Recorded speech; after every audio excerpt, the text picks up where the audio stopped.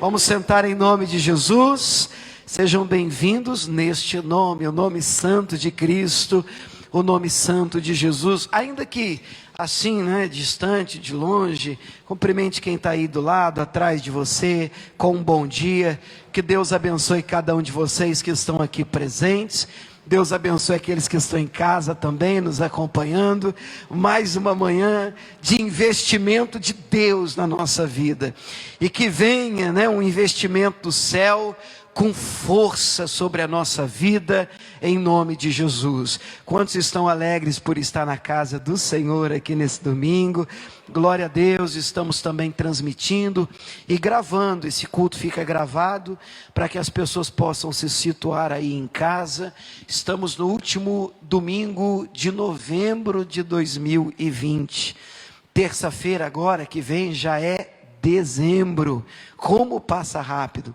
Domingo esse de eleições para nós aqui em Cuiabá, que Deus nos dê graça, sabedoria e abençoe também os nossos governantes, abençoe a nossa cidade querida, o nosso estado, e nós desejamos o melhor para essa terra que nós tanto amamos. Amém, irmãos?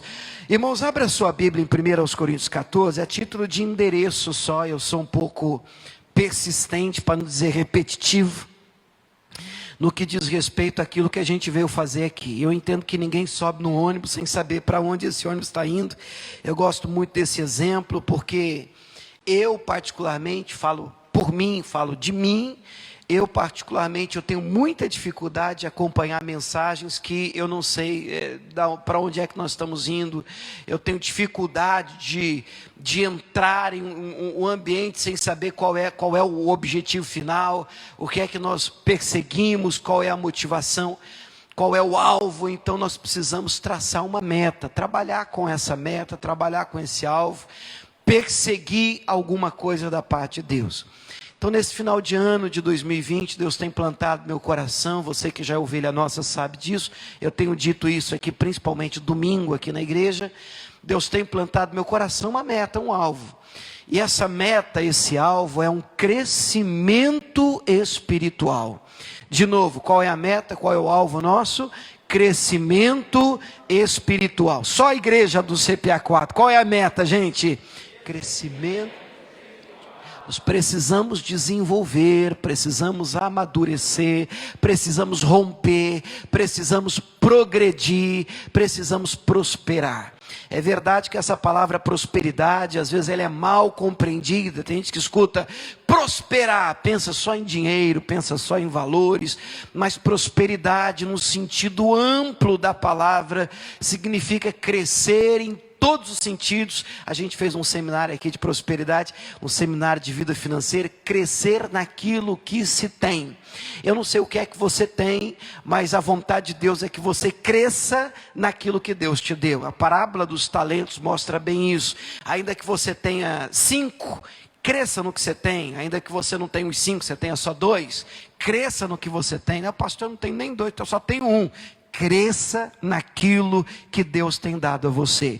É melhorar como pessoa, melhorar como membro, melhorar como crente, melhorar como pai, melhorar como mãe, como marido, como esposa, como pastor. Nós precisamos progredir, precisamos avançar, porque a vida do justo é como a luz da aurora, que vai brilhando, brilhando, até ser dia perfeito. Então semana que vem, melhor do que essa semana. Mês que vem, melhor do que o mês passado. E assim nós progredimos, nós avançamos. Então nosso objetivo, o meu particularmente, no meu coração, o que eu almejo quando eu ministro aqui domingo é te ver, estou falando a nível de igreja, te ver crescendo, te ver melhorando, te ver avançando como um todo, em nome de Jesus. Diga glória a Deus. Então é para lá que eu quero ir. Se você diz, pastor, eu quero ir lá, eu quero ir para lá também, então vem comigo, porque esse tem sido o objetivo dessas ministrações. Por isso que eu sempre repito, quando eu começo, 1 Coríntios 14, 20, podia usar outros textos, já usei usando outros versículos aqui, mas particularmente eu gosto desse. 1 Coríntios 14, 20, é uma declaração do apóstolo Paulo. Ele diz assim: Irmãos, dirigindo então essa declaração àqueles que já são convertidos, aqueles que já entregaram a vida a Jesus. Ele chama irmãos, o endereço do texto é esse: irmãos, não sejais meninos no entendimento, mas sede meninos na malícia e adultos no entendimento. Então Paulo está nos chamando para um despertamento, para um crescimento espiritual. É verdade que existem áreas da nossa vida em que nós precisamos nos apresentar diante de Deus como crianças, como meninos. O próprio Cristo disse isso, que se nós não fôssemos como crianças, nós de maneira nenhuma herdaríamos e entraríamos no reino dos céus. Então, em que sentido isso? Na malícia, na maldade. Aí a gente precisa ser como criança, mas isso não deve ser aplicado em todos os sentidos, porque no que diz respeito ao entendimento, nós precisamos crescer, amadurecer, avançar, progredir para a glória de Deus. Amém? Você pode dizer glória a Deus por isso? Então eu repito mais uma vez, esse é o objetivo. Toda vez que eu estou diante de um comportamento infantil, toda vez que eu me deparo com um comportamento tomado por criancice, tomado por carnalidade, porque criancice anda de mãos dadas com carnalidade.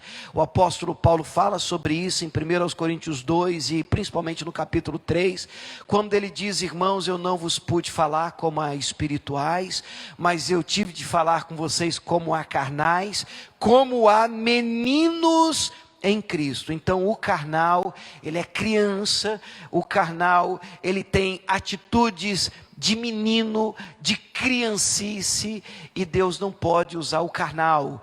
E o nosso objetivo com essa série de mensagem é sermos usados por Deus, é sermos um vaso de bênção nas mãos do Todo-Poderoso. Então temos que crescer, não tem jeito. Se você quiser ser a bênção que Deus planejou que você fosse, você tem que crescer. Mais uma consideração importante: ninguém nasce grande, nem espiritualmente. Jesus disse a Nicodemos: necessário vos é nascer de novo. Ninguém nasce grande, quem nasce grande é monstro. Nós nascemos pequenos. Então o problema não é ser criança, o problema é se manter criança. O problema é em determinado momento da nossa caminhada de fé, nós nos recusarmos a crescer, nós queremos ter tudo na mão, nós continuarmos agindo com birra. Nós precisamos deixar as coisas de menino. Paulo fala sobre isso: quando eu era menino, eu falava como menino, eu pensava como menino, eu discorria como menino, mas logo que eu cheguei a ser um homem, eu abandonei, eu deixei as coisas de menino, de criança para trás. Então vamos abandonar a meninice, a criancice, por que não dizer a carnalidade, e vamos avançar para aquilo que Deus tem para a gente. Diga glória a Deus, gente. Esse tem sido o nosso alvo. O nosso texto principal é o de Jeremias, capítulo 18. Vamos voltar nele. Jeremias, capítulo 18. E aí nós vamos já retomar a nossa série de mensagens. Vamos ler primeiro o nosso texto principal. Pelo menos nesse início, nessa introdução, a gente sempre é um pouco repetitivo, mas de propósito. Partindo do ponto de um texto que eu amo, também declaração do apóstolo Paulo, cheio do Espírito Santo. Ele diz: eu não me canso de escrever-vos as mesmas coisas, porque é segurança para vós. Uau, que declaração linda. Às vezes vale a pena martelar um assunto para que isso se torne uma âncora no seu coração, para que isso se torne segurança para a sua vida, para que você possa entender ele de uma maneira tão bem aprofundada e se apegar naquilo, de maneira que aquilo seja uma segurança, como uma boia no meio de uma tormenta. Você agarra aquela palavra e você não naufraga na fé, porque você crê naquela palavra, entendeu aquela promessa, você decidiu crer naquela palavra. Amém, irmãos? Tudo isso é segurança para nós. Jeremias 18, versículo 1.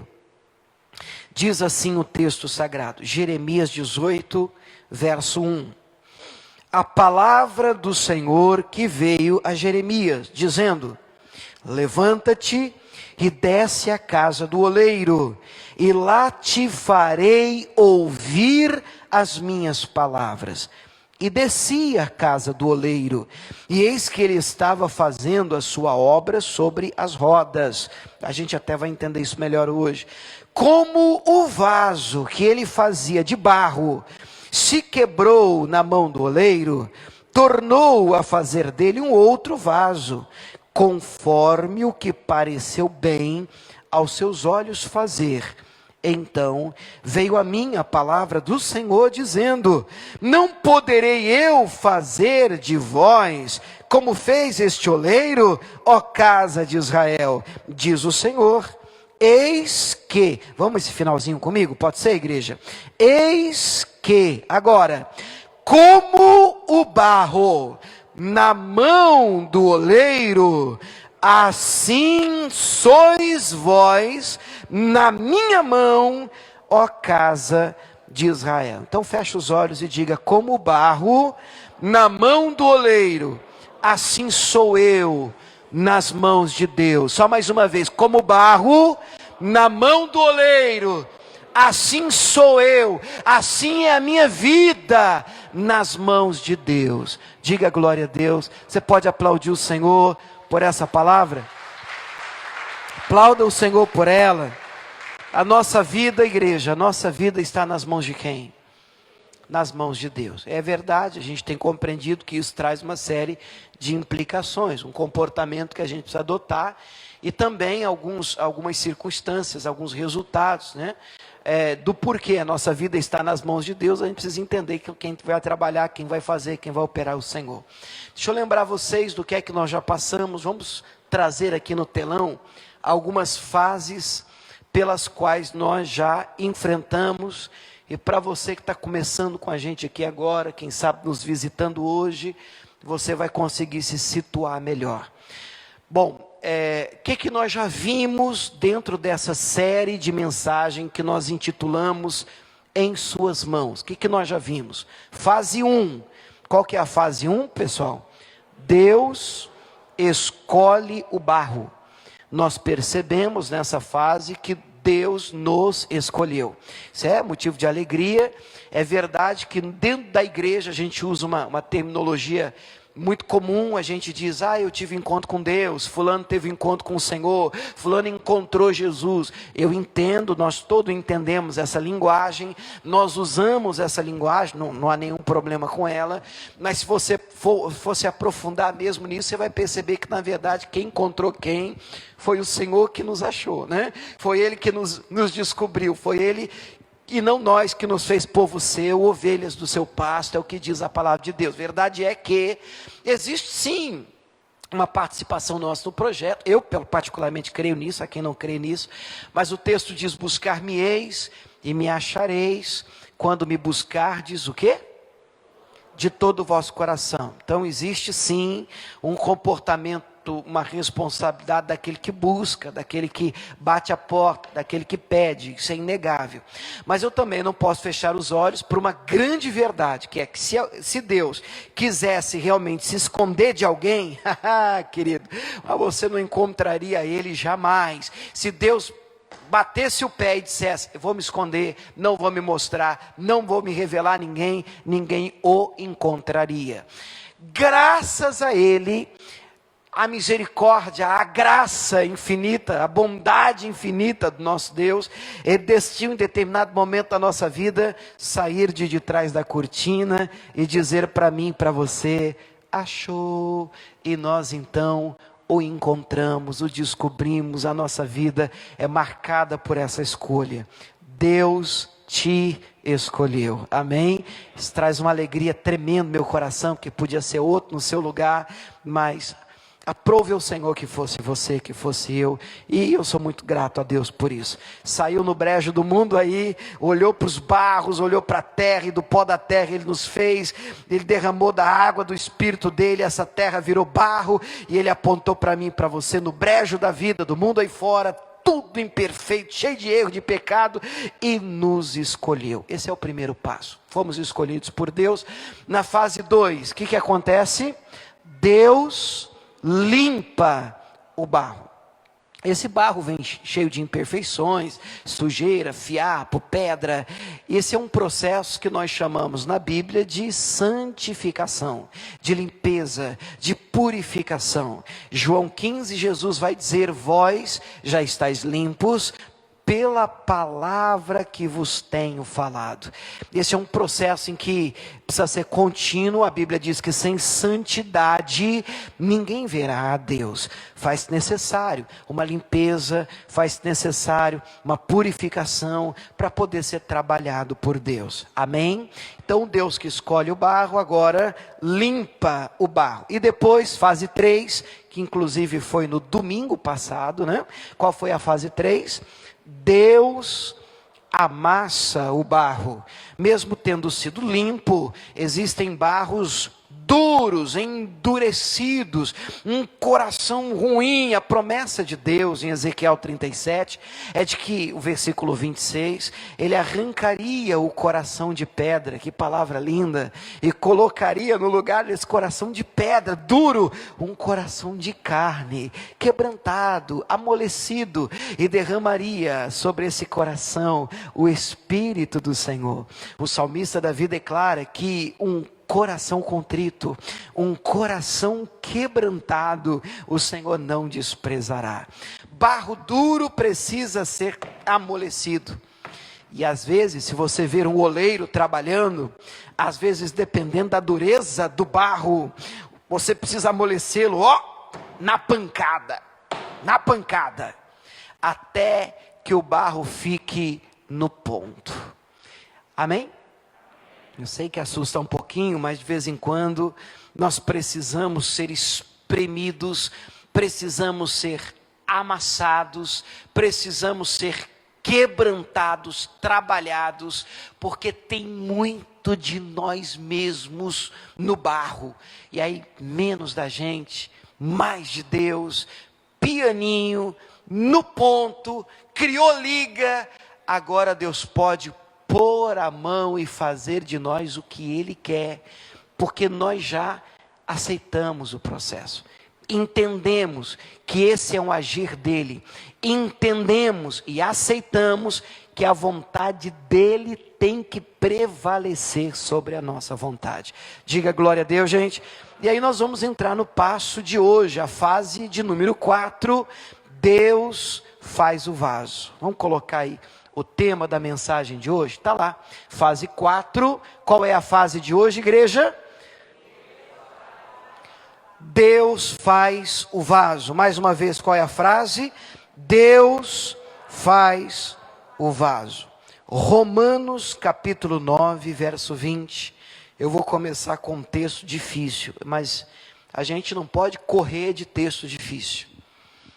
Romanos capítulo 9, verso de número 20, primeiro eu vou ler na minha versão, que normalmente eu uso aqui, Almeida Revista e Corrigida, ARC. Mas nós vamos comparar daqui a pouco com outra versão, e eu entendo que isso vai ser importante para a gente poder ter um entendimento, que eu entendo particularmente hoje, né? Novembro de 2020, eu entendo ser o mais adequado. Eu digo isso, gravando a data, porque entendimento é uma coisa que muda. Aí você diz, não tem que mudar. Não tem que mudar. Tem que mudar porque faz parte do nosso crescimento. Você não pensa mais como você pensava quando você era criança. E isso é absolutamente normal. Faz parte do nosso desenvolvimento. Romanos 12 diz, transformai-vos pela renovação do vosso entendimento, para que experimenteis qual seja a boa, agradável e perfeita vontade de Deus. Então nossa mente muda, o nosso entendimento, ele muda, ele vai sendo renovado, ele vai sendo transformado, ele vai sendo ampliado, à medida em que nós vamos nos aproximando de Deus, à medida em que nós vamos nos aprofundando na palavra. Eu mesmo confesso para vocês que de vez em quando eu paro para me ouvir algumas mensagens minhas, gravadas. 10 anos, 20 anos atrás. Misericórdia, irmãos. Primeiro que eu olho para mim mesmo e disse, misericórdia, que cara cabeludo. Irmãos, vocês acreditam nisso? Eu já tive muito cabelo, irmãos. Magrinho, você não sabia se estava de frente ou de lado. Você disse, misericórdia, que tempo de guerra. Mas ouvindo algumas mensagens, eu penso, eu confesso para vocês, ontem mesmo eu passei por uma situação dessa. Eu estava ouvindo uma minha e falei assim, puxa vida, nesse ponto aqui, hoje eu penso um pouco diferente. Nesse ponto aqui, hoje eu tenho um entendimento um pouquinho diferente. Nada que, eu não estou falando de fundamento, que o fundamento é Cristo. Eu estou falando de um entendimento que é renovado. Puxa vida, olha como que eu era mais... eu não sei qual é a palavra que eu escolho, mas algumas coisas, tinha algumas convicções, mais duro. E é interessante que quanto mais você estuda, mais você aprofunda, você mais sabe que não sabe. Você entendeu ou não? Te confundir? Você vai se aprofundando, você vai aproximando de Deus, você vai ficando assim... eu não sei qual é a palavra que eu escolho para dizer isso sem trazer confusão, mas eu espero que o Espírito Santo fale com você, porque quando a gente está começando, irmãos, a gente está tão cheio de convicção e a gente é tão duro com as pessoas, a gente é tão firme nos nossos julgamentos, sabe, em apontar, tão precipitado, e depois a gente vai passando um tempo e diz assim, meu Deus, que cabeção que eu era, meu Deus do céu, mas que cabeça dura, mas que cara intolerante, e aí você vai se aprofundando e você percebe textos na Bíblia, o apóstolo Paulo diz, quanto ao enfermo na fé, o enfermo na fé é o debilitado na fé, é aquele que tem dificuldade no entendimento. Aí Paulo segue dizendo, recebei-o sem contenda, mansidão. Aí ele segue dentro de um contexto dizendo, porque um crê que pode comer carne, o outro não acredita que pode comer carne. E depois, você precisa de um entendimento um pouquinho melhor para poder ler esse texto, porque do que Paulo está falando? De tolerância com os intolerantes.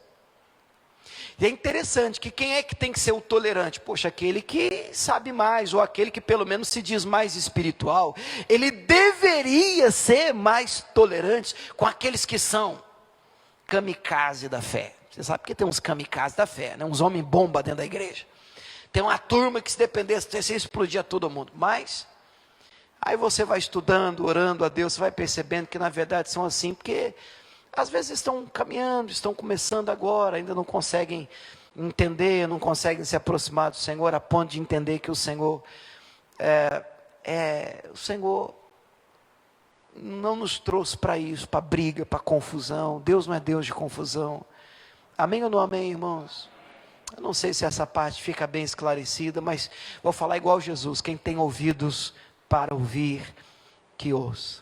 Aí se nessa parte você não entendeu nada, descarta e vem comigo para a série e nós vamos nos aprofundar.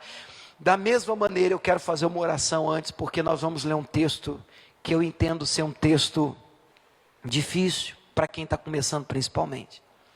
Então vamos fazer uma oração antes, para Deus ajudar? Sentado mesmo, fecha os olhos, diga assim, Espírito Santo, me ajuda nessa manhã, a compreender a Tua palavra, e entendê-la, como o Senhor deseja, que eu a entenda. Abra os olhos do meu coração, abra minha mente, e me livra de todo julgamento e de todo preconceito. Em nome de Jesus, meu coração está aberto, minha mente desarmada para ouvir a Tua voz. Fala comigo através da Tua palavra, em nome de Jesus. Quem crê, diga amém. Pronto, que Deus trate com a gente. Então ajuda a gente, Espírito Santo. Romanos 9:20. A Bíblia diz assim, qual é o passo de hoje mesmo? Deus faz o vaso, porque até agora é só um barro sem forma. Nós chegamos num momento do processo, em que esse barro agora limpo e amolecido, vai para a roda. O que é a roda? A roda é aquele instrumento que o oleiro, antigamente, ele apertava, pisava embaixo, e a roda girava, e ele só vai dando forma ao barro. O barro agora começa a criar forma de vaso. Começa a nascer alguma coisa dali. A gente começa a entender a vontade do oleiro quando ele põe a mão na gente. E aí a gente tem que entender que nesse processo é importantíssimo que a vontade de Deus do oleiro é que deve prevalecer. A gente já tem que estar nessa fase com esse entendimento. Seja, Pai nosso, seja feita a tua vontade, assim na terra como nos céus. Porque nós não podemos ir para a roda dizendo, só aceito que o Senhor coloque a mão em mim, se for para me fazer desse jeito, porque o que eu quero é isso, porque eu quero é aquilo, não dá mais. A gente precisa entender já nesse momento, nessa fase, que o oleiro tem um projeto, ele já pôs o barro, e quando ele põe a mão na gente, ele já tem um projeto na mente dele. Já tem na mente dele, ele já enxerga o vaso pronto. Se ele vai ser grande, eu não sei. Se ele vai ser menor, se ele vai ser fino, se ele vai ser mais gordinho, se ele vai ser para planta, se ele vai ser para água, eu não sei, eu não posso responder. Ele sabe o que é que quer fazer de você. Nós não podemos ordenar a ele, tem que ser assim. Não, ele é dono de um projeto, e nós aceitamos quando nos colocamos nas mãos dele. Vocês estão me entendendo? Essa é a fase de hoje. Olha o que diz Romanos 9:20. Mas, ó homem, quem és tu que a Deus replicas? Porventura, a coisa formada dirá ao que a formou, por que me fizeste assim? Existe gente que faz isso? Faz assim, só o pastor ficar tranquilo, pode fazer sem medo. Claro que tem. Claro que existe um grupo dentro da igreja, grande, que tem muita dificuldade no que eu quero chamar hoje de um processo de aceitação. E essa fase tem tudo a ver com um processo de aceitação. Porque Deus te fez do jeito que você é. E é interessante que esse é um processo que precisa, mas você tem que passar por esse processo, você não pode pular esse processo. Porque se você não entender, se você não aceitar o que Deus fez, ou pelo menos o que Deus deseja realizar em você, e por que Ele colocou as qualidades e virtudes que Ele colocou dentro de você, e por que Ele fez do jeito que você é, se você não entender isso, e principalmente não aceitar isso, você vai passar por essa vida invejando os outros. Você vai passar por essa vida tendo o desejo de imitar os outros. Eu sei, irmãos, o que é isso, porque mesmo sendo pastor, no início do meu ministério, eu confesso para vocês, que eu vi alguns outros pastores pregando. Na época tinha até fitas, olha meu Deus, eu falo isso, me sinto velho, VHS, videocassete, você lembra? Fita, coleção de fitas de pregadores, e eu vi alguns pregadores, e alguns, mais assim, elétricos do que eu, e cá entre nós, não precisa de muito para ser mais elétrico do que eu, porque irmão, eu sou água de poço, paradão, quase andando de ré. Tem culto, irmão, que se você não vier animado, você dorme. Eu estava uma vez com um irmão numa outra igreja, onde passei, foi até uma irmã, acho que eu contei aqui, que ela falou, pastor, eu sofro de insônia, mas eu gosto tanto de vir aqui na igreja, os cultos do Senhor são uma bênção, eu todo animado. Irmã, pastor, porque olha, eu chego, é interessante, se eu começo a falar, vai me dando um sono. E eu pensando que ela estava elogiando a mensagem. E eu vi essas fitas, e vi alguns pastores, e a igreja fervia, pega fogo na congregação. Durante um tempo eu dizia, puxa, eu queria tanto ser assim. Irmãos, eu sei o que estou te falando, irmãos, a gente tem uma tendência muito grande, muito forte, de olhar para a grama do vizinho. Já ouviu a expressão? A grama do vizinho é sempre mais verde. Parece que o que os outros possuem sempre chama mais atenção do que aquilo que Deus deu para a gente. E a gente precisa trabalhar isso na roda. Porque se você não aceitar quem você é, não entender a sua identidade, não ficar bem com você mesmo, não estiver tranquilo com o que Deus colocou dentro de você, vai ficar difícil você passar dessa fase. Por isso que eu chamo esse processo, mais do que a fase em que o barro vai para a roda, é um processo de aceitação. Porque nesse processo, nessa fase, é muito comum que o barro diga para o oleiro: por que o Senhor me fez assim? Eu queria ser assado. Eu queria tanto ser diferente, eu queria ser tanto uma pessoa mais extrovertida. Eu particularmente queria também, irmãos. Eu sou assim, você me vê pregando assim, e brinco no altar, e aí tem até um irmão uma vez falou para mim: pastor, eu gosto muito, porque você faz, não tem como não entender, a gente entra na história e tal, irmão, mas eu sou assim, aqui não sou eu, é prova de que é Deus mesmo, irmão, porque, irmão, eu no meu normal, eu entro e saio, você nem vê, irmão. Eu sou daquele que entra num lugar, num ambiente, irmão, e se tiver um buraco, eu estou dentro dele. Quando tinha apresentação em sala de aula para fazer, querido, misericórdia, irmão. Você lembra desse negócio de apresentação em grupo? Tem que ir na frente, falar. Eu queria morrer, parecia que ia dar um trem em mim, irmão. Eu tremia, segurava-se onde colocava o apagador. Meu Deus do céu, é uma luta para falar em público. Como é que pode um negócio desse? Não sei, milagre de Deus. E eu gosto tanto de gente que quando chega. Tem gente assim, não tem?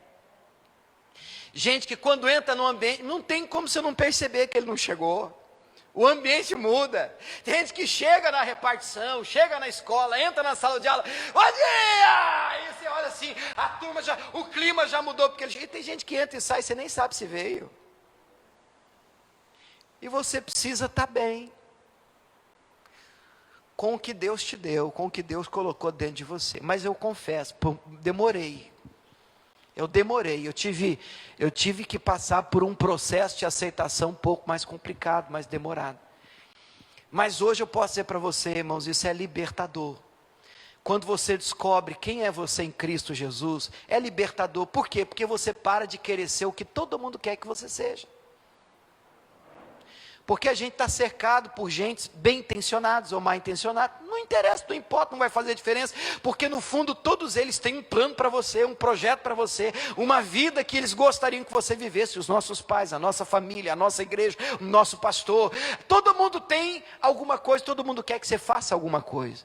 Mas irmãos, quando você tem um encontro com o Senhor e descobre que o querer que interessa de verdade é o de Deus, você fica livre do vício de agradar todo mundo. Você entendeu essa frase, irmãos? Isso é libertador, porque você só tem essa vida. Você tem que cumprir um projeto. Tem um monte de gente dizendo para você: faça isso, faça aquilo.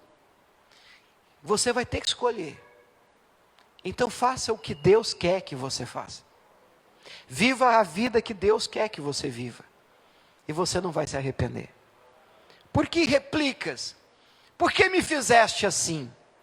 Aí ele continua dizendo: ou não tem o oleiro poder sobre o barro, para da mesma massa fazer um vaso de honra, e outro para desonra?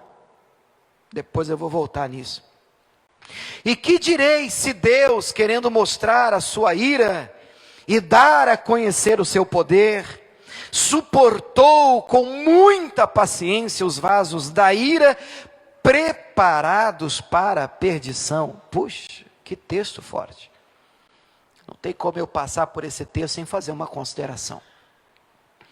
Escute, irmãos, hoje nós temos algumas linhas teológicas, uma que não para de crescer e é muito forte, principalmente nos Estados Unidos. A gente se deparou demais com essa linha, o de uma vez salvo, sempre salvo. Escute, eu não estou aqui para apontar, para criticar, pelo amor de Deus, mas obviamente, dentro aqui, pelo menos dessa igreja, nós não acreditamos nisso, nós entendemos que nós precisamos guardar aquilo que Deus nos deu, nós precisamos andar como o Senhor andou.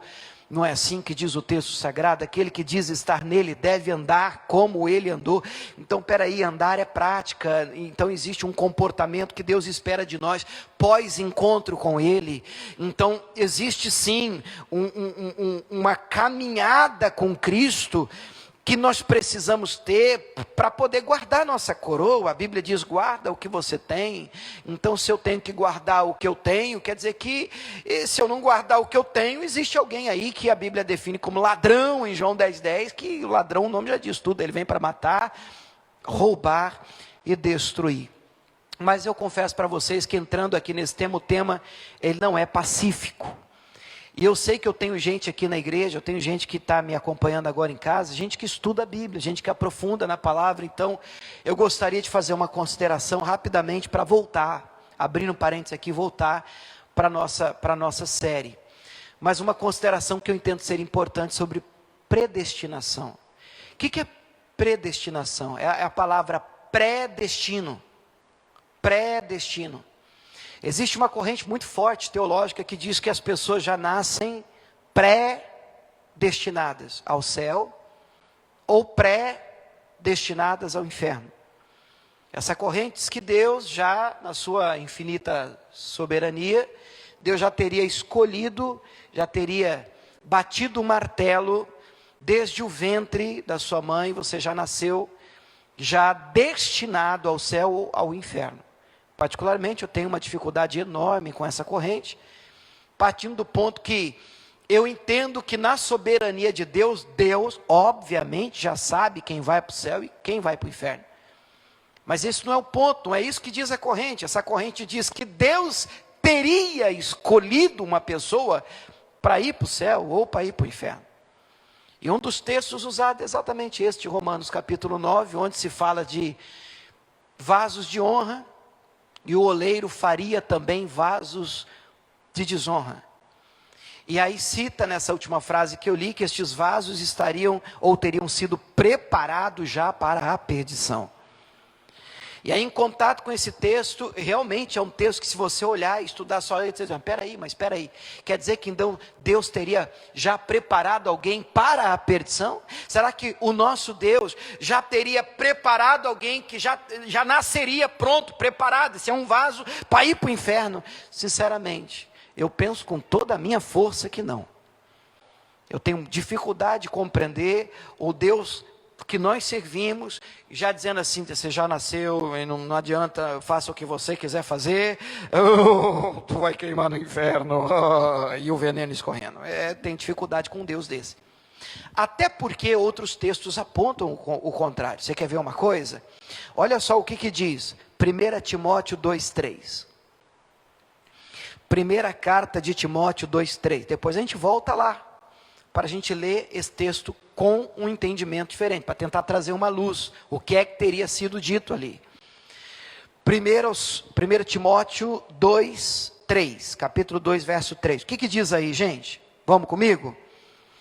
Porque isso é bom e agradável diante de Deus, o nosso Salvador, agora, toda a igreja, que Deus quer?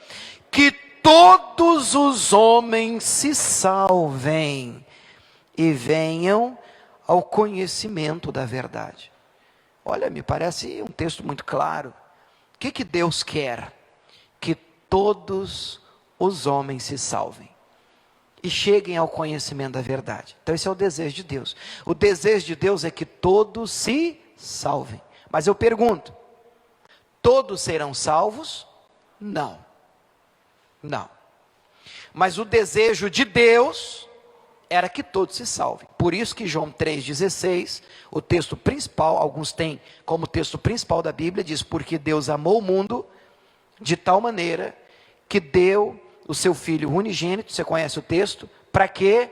Para que todo aquele que nele crê não pereça, mas tenha vida eterna.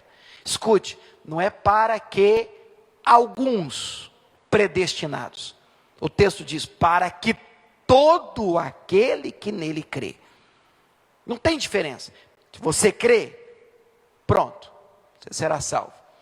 Marcos 16, Jesus dá uma ordem para os discípulos, depois de ressuscitado, ele diz: ide por todo mundo, e pregai o evangelho a toda criatura, e quem crê, será salvo, quem não crê será condenado. Vocês estão compreendendo, pessoal? Então os textos da Bíblia me parecem muito claros, muito evidentes. Então, pastor, vamos voltar para Romanos 9, só que numa versão diferente. Romanos 9, 20. Se você tem a mesma Bíblia, abra em Romanos 9, que você acompanha aí. Mas aqui no telão, a gente vai colocar a NTLH, que é a nova tradução na linguagem de hoje. Vamos ler o mesmo texto. Romanos 9, 20. Romanos 9, 20. O que diz aí? Mas quem é você, meu amigo, para discutir com Deus? Dá para discutir com Deus? Não, não dá para discutir com Deus. Será que um pote de barro pode perguntar a quem o fez: por que você me fez assim? Até aqui beleza. Pois o homem que faz o pote tem o direito de usar o barro como quer. Amém ou não amém? Beleza, tudo certo até aqui. Do mesmo barro, ele pode fazer 2 potes. Um pote para uso especial e outro para uso comum. Melhorou demais. Porque quando você lê vaso de honra e vaso de desonra, você diz: nossa, e Deus faz um vaso para o cara ser desonrado mesmo, assim, né? Pisotear. Não, a ideia não é essa. A ideia é: Deus faz um vaso, um pote, para uso especial, e Deus faz vaso, pote, para uso comum. Fica bem melhor. Por quê? Porque é verdade que Deus tem tarefas especiais para algumas pessoas. Nisso eu creio em predestinação. Não para salvação, mas para chamado. Exemplo: quando você lê Jeremias, o próprio texto de Jeremias 1, a chamada de Jeremias: as nações te dei por profeta, te conheci desde o ventre da tua mãe, as nações te dei por profeta. Ele foi um homem predestinado? Sim. Para ser salvo? Não, para ser usado. Existe pré-destino para chamado, porque Deus trabalha com quem Ele quiser trabalhar. E é assim até com você. Se você é dono de uma empresa e você contrata quem você quiser contratar. Não é assim com você?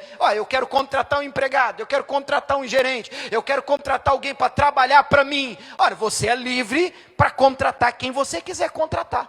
Nisso eu não vejo acepção de pessoa. Eu quero usar fulano, eu quero usar fulana, nenhum problema. E eu penso que é disso que o texto está tratando. Deus usa alguém de uma maneira especial, que Deus tem toda a liberdade de fazer isso. Mas se Deus quiser usar o outro de uma maneira comum, amém, Ele é Deus. Agora, salvação é diferente. Não, eu quero salvar isso, não quero salvar aquele. Aí eu já tenho um pouco mais de dificuldade com o tema. Vocês estão me entendendo, pessoal? Quem está entendendo até aqui, diga glória a Deus. Mas eu saí um pouquinho só para voltar para os trilhos da nossa mensagem. Qual é o ponto? O que a gente tem que guardar? O que a gente tem que guardar é o que está no versículo 20. Volta para o verso 20. Na versão anterior, Almeida Revista e Corrigida, Romanos 9, 20 diz assim: o ponto é esse, e aqui a gente retoma o nosso estudo. Mas, ó homem, quem és tu que a Deus replicas? Porventura coisa formada dirá o que a formou? Por que me fizeste assim? Qual é a ideia? Qual é o ponto? O ponto é: Deus faz o vaso como Ele quer. Vamos repetir essa frase?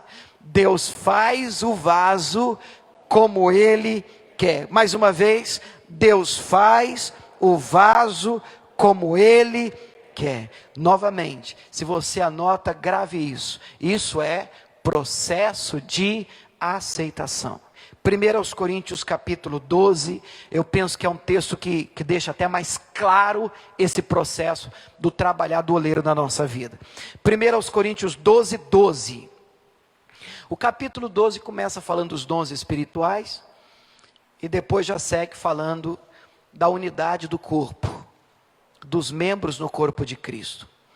1 aos Coríntios capítulo 12, a partir do verso 12, diz assim: porque assim como o corpo é um, e tem muitos membros, e todos os membros, sendo muitos, são um só corpo, assim é Cristo também.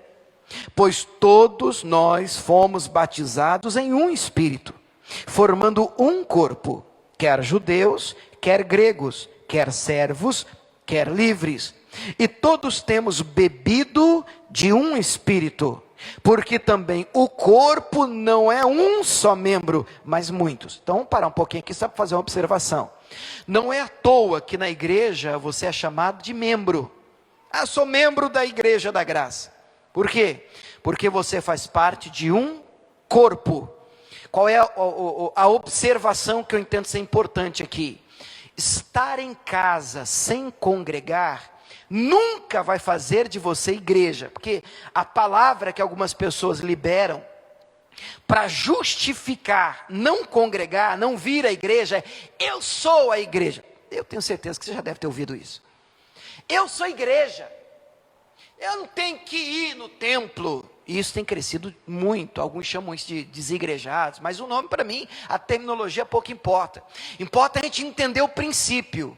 Em nome do eu não vou me envolver, eu não quero mais me machucar, eu não quero mais me decepcionar, eu vou congregar em casa mesmo. Aí você olha para ele, onde é que ele está? Ele está em casa, e batendo no peito e dizendo: eu sou igreja. Não, você sozinho nunca será corpo, você é um membro.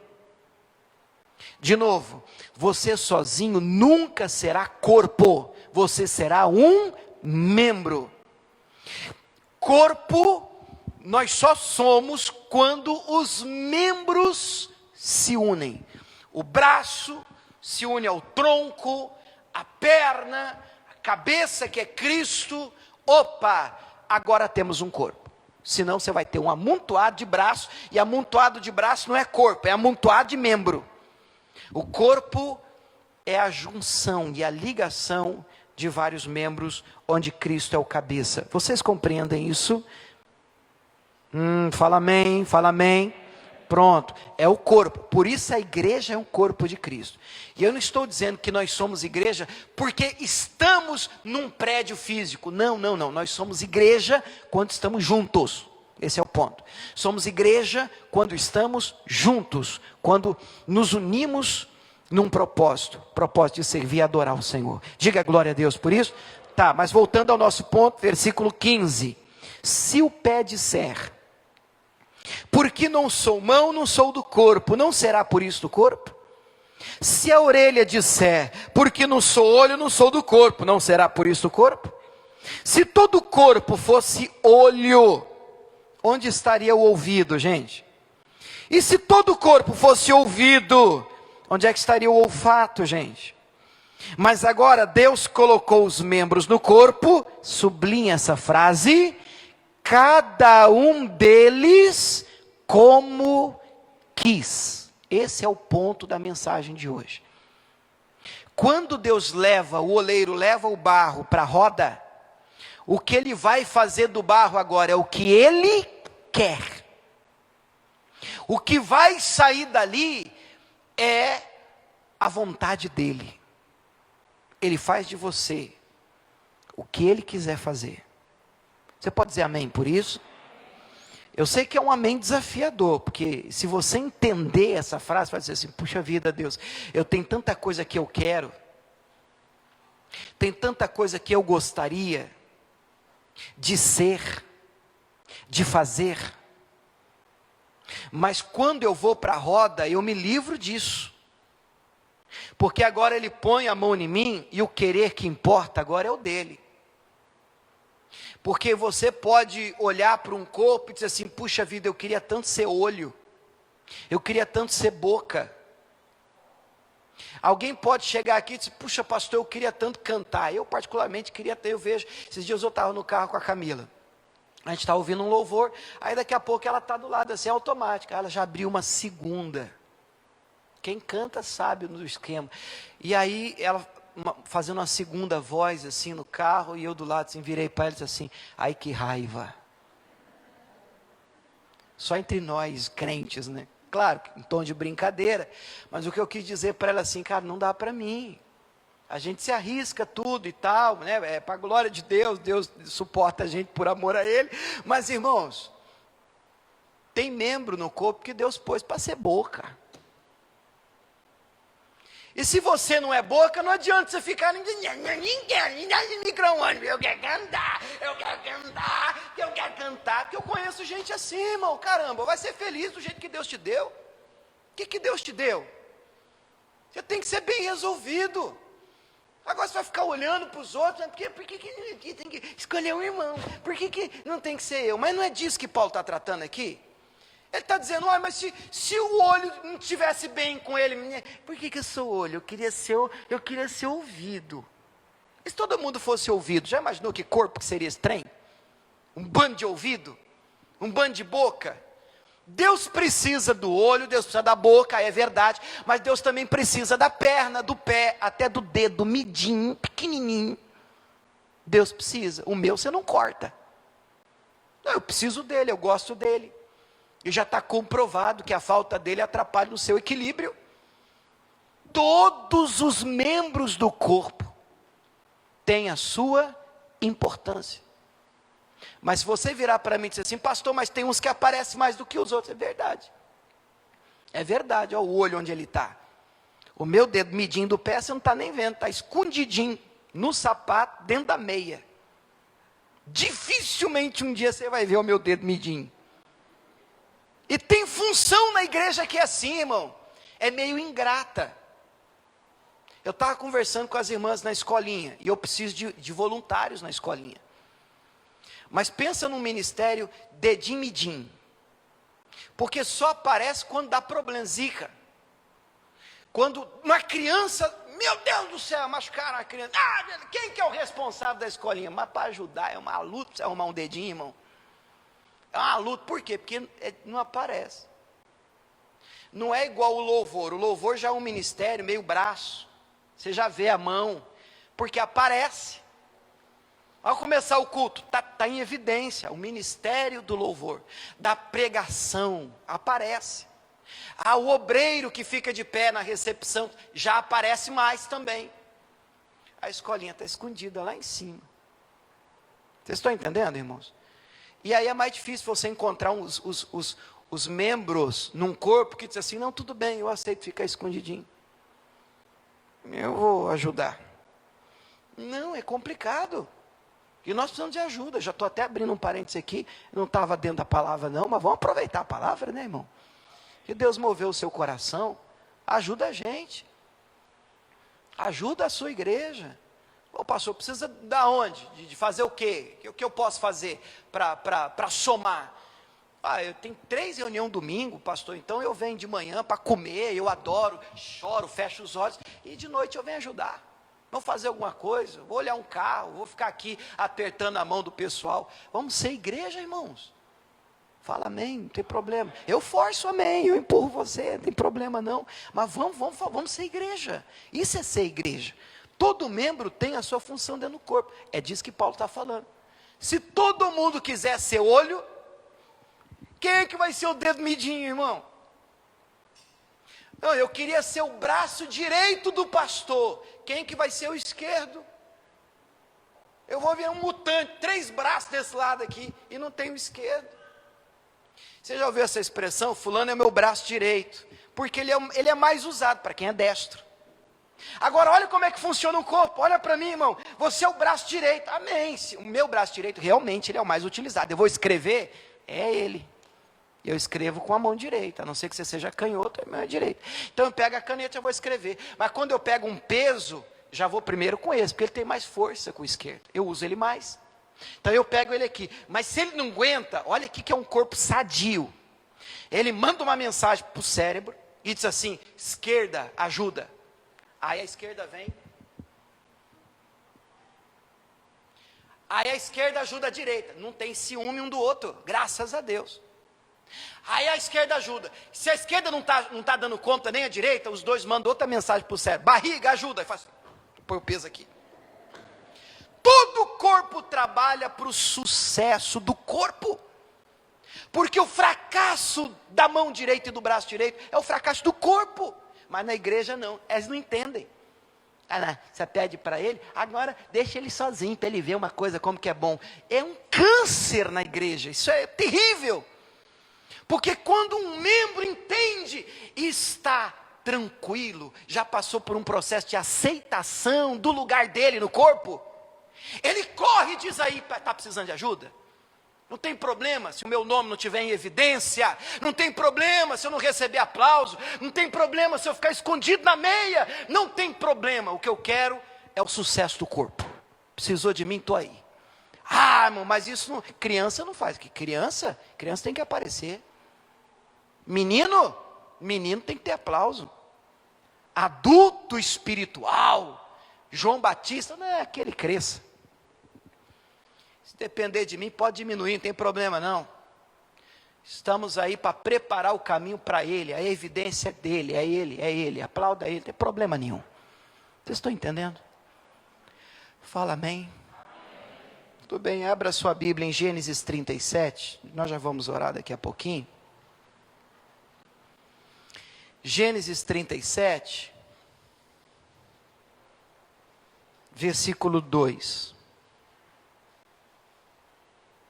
Isso é um processo de aceitação, querido.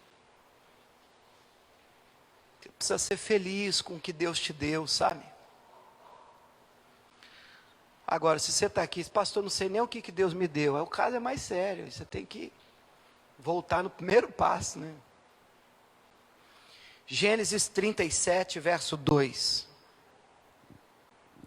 Estas são as gerações de Jacó. Você sabe que Jacó foi aquele que agarrou o anjo e teve o nome dele mudado de Jacó para Israel, exatamente. Dele, os filhos de Jacó, pelo menos a princípio, em regra, viraram aí os 12 filhos, as 12 tribos de Israel.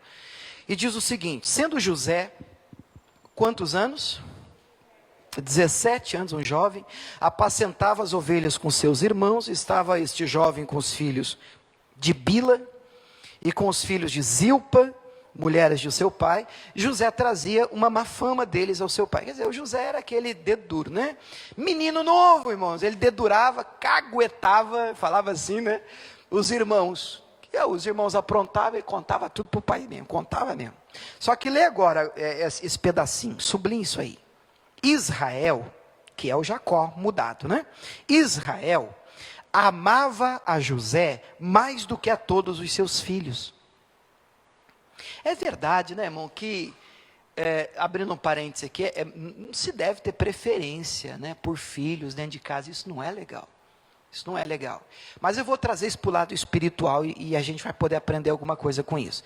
Mas Israel, diz o texto, de fato, ele amava mais José do que os outros filhos, porque era filho da sua velhice, e fez-lhe uma túnica de várias cores, uma túnica colorida, uma veste colorida. Vendo, pois, os seus irmãos que o seu pai o amava mais do que a todos os seus irmãos, olha o problema, aborreceram-no e não podiam falar com ele pacificamente. Você entendeu já o problema?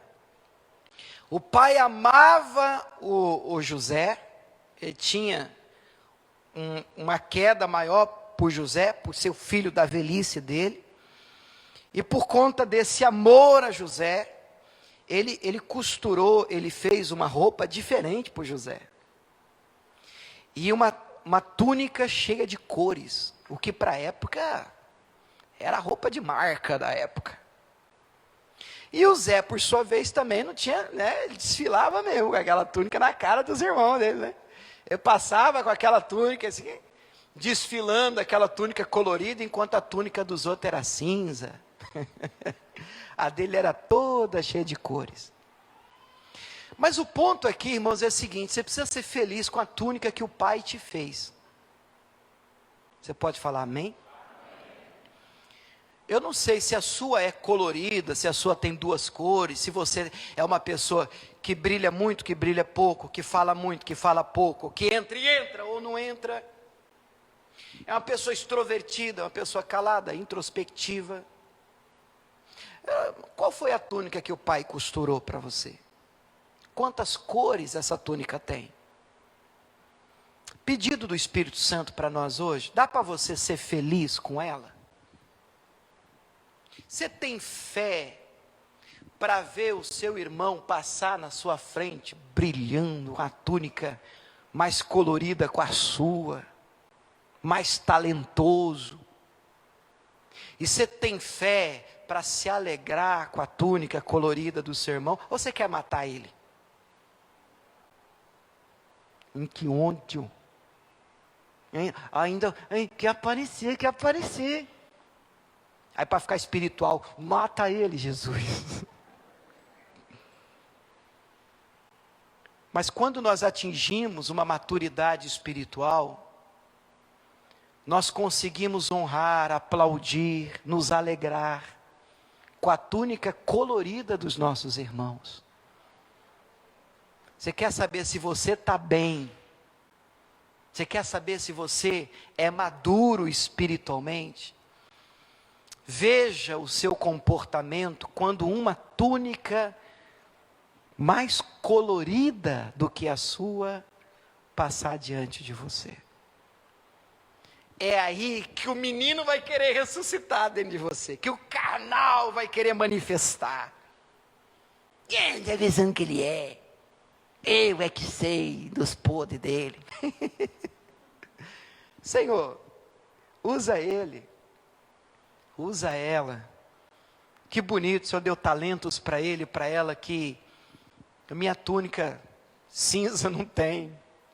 Mas Senhor, eu sou tão feliz com a minha túnica, aquela que o papai me deu. O problema é você não estar bem com a túnica que o pai costurou para você. E fica de olho na túnica do irmão. Inveja, falta de aceitação de quem o pai fez você para ser. Esteja resolvido e feliz com o que Deus tem para você, querido. A vontade de Deus para você também é boa, perfeita e agradável. Quem crê nisso, diga glória a Deus. Você pode aplaudir o Senhor por essa palavra.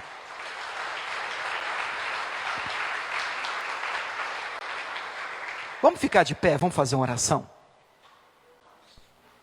Dentro daquilo que foi ministrado. Coloca a mão no seu coração, se você puder. Pessoal em casa também, onde quer que você esteja. Vamos falar com Deus. Meu Deus, em nome de Jesus, nós nos colocamos diante de Ti, como o fazemos todos os domingos. E meu Deus, nós temos aprendido do Senhor. O Senhor hoje tem nos levado à roda. Mas meu Deus, quando somos levados à roda, somos levados a entender, meu Pai, que agora precisamos aceitar a Tua vontade.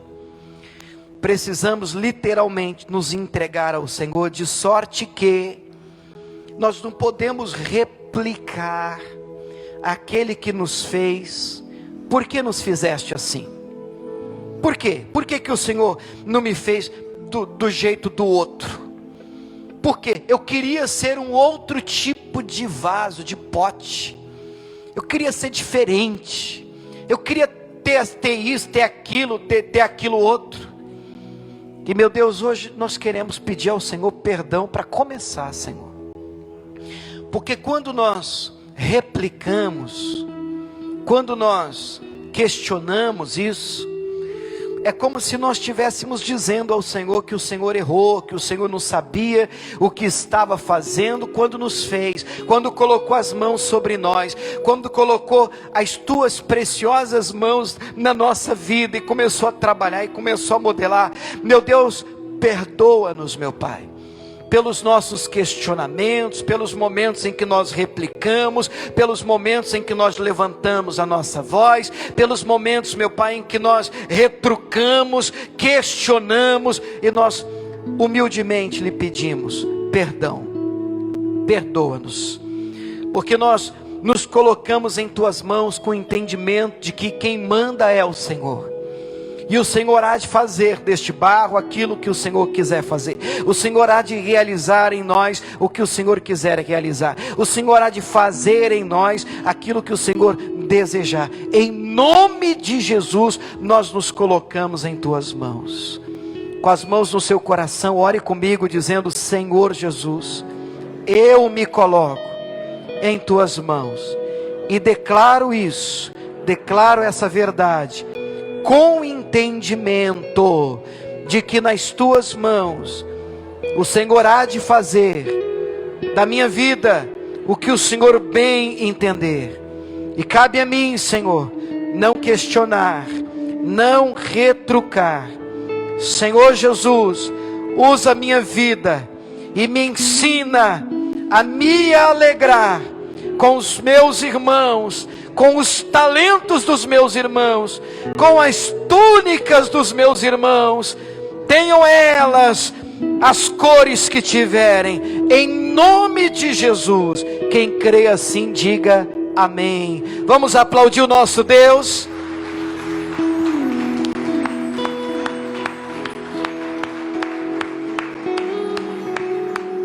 Glória a Deus. Pode sentar em nome de Jesus. Oração curtinha, mas importante. Estamos nas mãos de quem, gente? Nas mãos de Deus. Amém? Se você trouxe sua ajuda, sua fidelidade, o seu dízimo, a sua oferta, os irmãos aqui, os obreiros, eles já estão passando aí, fica à vontade. O pessoal que está em casa, você também que tem no coração o desejo de contribuir, de abençoar a casa do Senhor, a obra de Deus. E aonde quer que você esteja, diz: pastor, eu tenho sido abençoado, eu tenho sido alimentado por estes cultos online. Você pode ajudar também de duas maneiras: indo direto ao banco, fazendo depósito, ou fazendo a sua transferência online, pela internet, pelo aplicativo, pelo celular. Enfim, qualquer que seja a forma utilizada por você que está distante, é bem-vinda, será muito bem-vinda. As nossas contas, elas estão aqui no telão, para o pessoal que está aqui na igreja, mas para você que está acompanhando a gente, na descrição do post tem aí as contas, tem o CNPJ da igreja. Fique à vontade para fazer aquilo que Deus mandar você fazer. Ninguém é obrigado a nada, mas Deus tocou, moveu o seu coração, sua semente de fé, sua ajuda, sua oferta, será sempre muito bem-vinda. Só um pedido que eu faço para os nossos irmãos, tá? Para você que está nos ouvindo, nos assistindo: não esqueça de nos enviar o comprovante, ou a foto que seja do comprovante, para o nosso WhatsApp. O nosso WhatsApp é o 65 é o DDD, né? Também está na descrição aí do post. 65 é o DDD aqui de Cuiabá, no estado do Mato Grosso. E aí o nosso telefone do WhatsApp é o 99255 2568. Mais uma vez, 99255 2568, tá bom? Que Deus abençoe você que está em casa e os irmãos que estão aqui na igreja. Vamos orar por eles, pessoal? Levanta a mão assim, por favor. Pai, nós liberamos daqui uma bênção para aqueles que estão em casa, que estão nos acompanhando. Em nome de Jesus, eu declaro bênção sem medidas para aqueles que estão nos acompanhando, que estão nos assistindo, estão sendo abençoados em nome de Jesus. Esta igreja abençoa a vida de cada um de vocês, e a igreja de Jesus diga amém, e vamos aplaudir o nosso Deus, o nosso Senhor. Aleluia! Deus abençoe o pessoal de casa.